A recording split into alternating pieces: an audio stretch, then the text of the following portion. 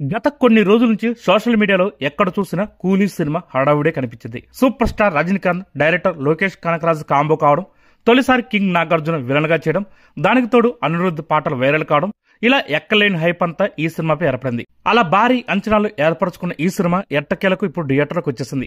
మరి అభిమానులు ఆశపడ్డట్లు రజనీకాంత్ హిట్ కొట్టారా? ఇంతకీ కూలీ సినిమా ఎలా ఉంది అనేది మన రివ్యూలోకి వెళ్ళి తెలుసుకుందాం. ఈ సినిమా ఎలా ఉందంటే, కూలీ సినిమా ట్రైలర్ రిలీజ్ కాగానే చాలా మంది చాలా రకాలుగా అంచనా వేశారు. ఇదేదో టైం ట్రావెల్ అని, సైన్స్ ఫిక్షన్ అని మాట్లాడుకున్నారు. అలాగే లోకేష్ సినిమాటిక్ యూనివర్స్ కి కనెక్షన్ ఖచ్చితంగా ఉంటుందని అనుకున్నారు. కానీ ఇది పక్తు రివెంజ్ కమర్షియల్ డ్రామా. ఎల్సీతో ఎలాంటి లింక్ లేదు. సింపుల్ గా ఒక ముక్కలో చెప్పాలంటే, తన ఫ్రెండ్ ని ఎవరో చంపేస్తారు. ఆ విషయం తెలుసుకున్న హీరో ఎలా ప్రతీకారం తీర్చుకున్నాడు, ఇంతకీ చంపింది ఎవరు అనేది ఈ cinema story. Vizag port area, అక్కడ సైమన్ స్మగ్లింగ్ సామ్రాజ్యం, దాన్ని చూసుకున్న దయాల్, ఇలా కాస్త ఇంట్రెస్టింగ్ అని సినిమా మొదలైంది. కట్ చేస్తే దేవాగా రజనీకాంత్ ఎంట్రీ. వెంటనే ఒక పాట వచ్చేస్తుంది. కాసేపటికి తన ఫ్రెండ్ రాజశేఖర్ చనిపోయిన వార్త. ఇది తెలిసి అతని ఇంటికి దేవా వెళ్లడం, అక్కడేమో రాజశేఖర్ కూతురు ప్రీతి, కాసేపటికి సైమన్ ఎంట్రీ. అలా ఒక్కొక్క పాత్ర పరిచయం చేస్తూ వెళ్ళిపోయారు. తన ఫ్రెండ్ ని చంపింది ఎవరో తెలుసుకునే క్రమంలో హీరో విలన్ గ్యాంగ్ లో చేరడం, తాను వెతుకుతున్న హంతకుడు ఎవరో తెలియడం లాంటి అంశాలతో ఫస్ట్ హాఫ్ అయిపోతుంది. దేవా మ్యాన్షన్ లోని హీరో చేసే ఒక ఫైట్ తప్పితే ఫస్ట్ హాఫ్ అంతా డ్రామానే ఉంటుంది.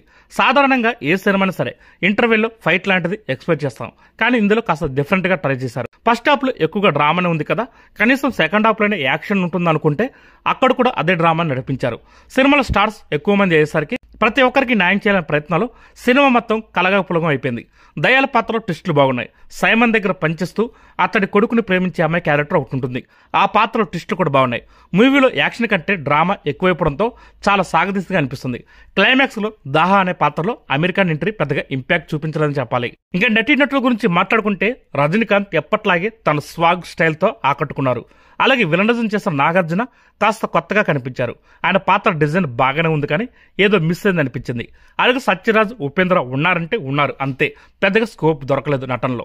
అలాగే శృతి హాసన్ కూడా తన పాత్రకు న్యాయం చేస్తుంది. దయాలుగా చేసిన మలయాళ నటుడు షౌబిన్ షాహిర్ మెస్మరైజ్ చేశాడని చెప్పాలి.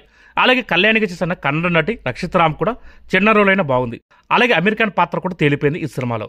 ఈ సినిమాలో కథాపరంగా పెద్దగా మెరుపులు, హై మూమెంట్స్ లేనప్పటికీ టెక్నికల్ గా చాలా స్ట్రాంగ్ గా ఉంది. రిచ్ విజువల్స్, స్టార్ వాల్యూ ఉన్నంత కాస్త రిలీఫ్ ఇచ్చింది. అనిరుద్ధ్ గురించి చెప్పుకోవాలి. చాలా సాధారణమైన సన్నివేశాలు కూడా తన బ్యాక్గ్రౌండ్ మ్యూజిక్ తో ఎలివేట్ చేశాడు. కొన్ని చోట్ల బాగానే వర్కౌట్ అయింది కూడా. సినిమా అంతా చూసిన తర్వాత ఇది తీసింది డైరెక్టర్ లోకేష్ కనకరాజు అనే సందేహం కూడా వస్తుంది. ఎందుకంటే ప్రేక్షకులు చాలానే ఎక్స్పెక్ట్ చేశారు, కానీ అంచనాలు అందుకోవడంలో ఆమడ దూరంలో ఆగిపోయాడు. అలాగే నిర్మాణ విలువలు టాప్ నాచ్గా ఉన్నాయి, కానీ కథలో బలం లేకపోతే ఏ లాభం?